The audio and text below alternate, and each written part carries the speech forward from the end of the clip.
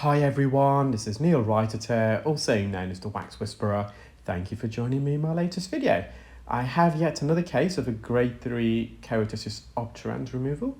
So I also uploaded one yesterday if anyone's interested in watching. This Keratosis Obturans, however, varies somewhat to the case yesterday. Yesterday's case, the dead skin was quite soft and sticky and elastic and rubbery in texture. In fact, I think I compared it to chewing gum consistency or dried glue. This particular case, the keratin is rock solid. It's stone-like. And whereas in yesterday's case, the Keratosis Obturans, I would say, is more from a true origin whereby the skin just couldn't migrate itself for one reason or another. This particular case, the Keratosis Obturans, I would say, in part at least, is self-inflicted due to cotton bud misuse, and you can see that indentation in the middle of the keratin plug. This has been really pushed in, and it's solidified. It's crystallized up against the canal wall. It's almost become one with the ear canal.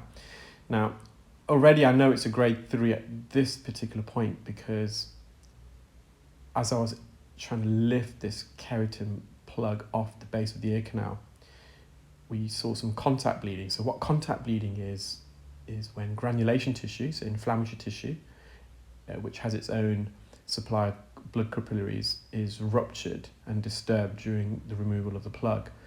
So if you watch that part again, you would see that piece, that part where you started seeing the bleeding. It wasn't because we made contact with the canal wall. In fact, the kerate was quite a distance away from the surface of the canal wall. It's just as I elevated this plug, it ruptured some of the blood capillaries. Now, already we can see a hallmark of Keratosis Obturans here is this more peripheral white silvery matrix. So that's the fresher layer of dead skin, and that white skin eventually will be replaced by another layer of skin, and that white layer of skin will then be pushed more inwards into the core of the keratin plug.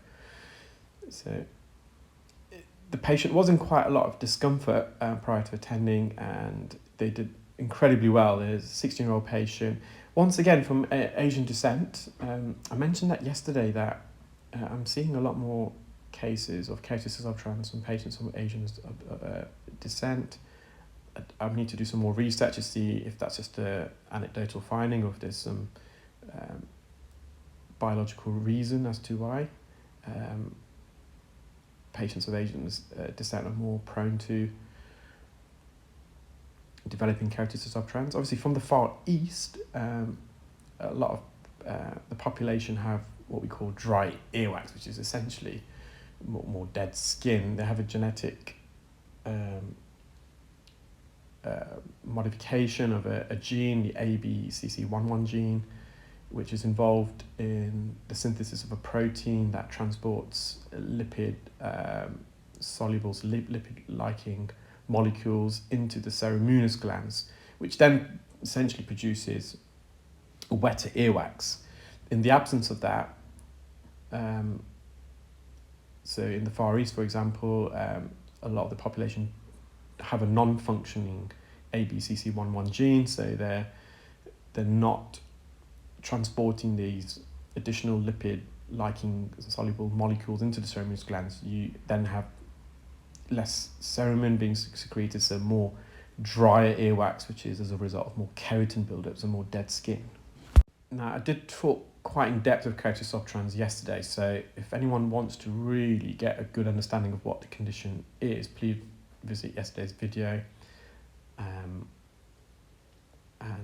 for the rest of this video, I'm going to just focus more on the procedure itself.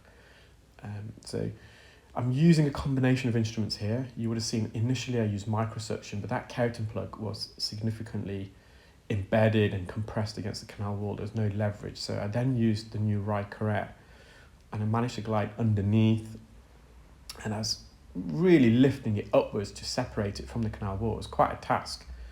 Now, when I'm making contact with this keratin here, it's literally pinging in the ear. The patient could hear it was that solid, that dry, that embedded. So I did instill some softening drops into the ear to try and help soften this keratin. Ideally, if you're going to use softening drops in cases of keratosis obturans, it does need to be in the ear for a while. I left it in for a couple of minutes, but had I known this patient had keratosis obturans prior to them attending, I probably would have advised them to use them for a couple of days prior to attending. So again, just using the right correct, just going to the posterior superior canal wall, managed to glide in to the gap, and again, I'll remove some of this more white silvery matrix that forms the outer rim of the keratin plug. And we know this is, at least in part, been inflicted by the patient themselves, because you can see the indentation at the core of the keratin plug, and the patient, again from an Asian descent, it's almost a ritual. I remember vividly my mum poking inside my ears, and she did cause some trauma to my left ear to this day.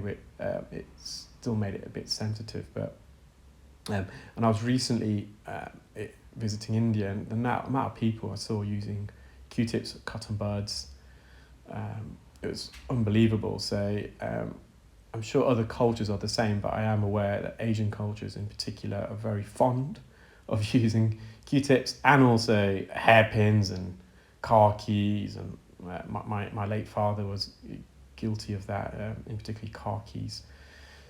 So I'm just separating the top part of this keratin plug from the roof of the ear canal and bringing it downwards. So again, the patient did remarkably well, because they were already experiencing a bit of pain, otalgia, and given obviously we're in the ear trying to remove this, we are inevitably and unfortunately going to be adding to it somewhat, which was great. And I did pause on a couple of occasions. I think in a minute you're going to see me, well, a bit later on with the forceps, as I was bringing it forwards, I think it was this part, she did find this a bit uncomfortable, this stage.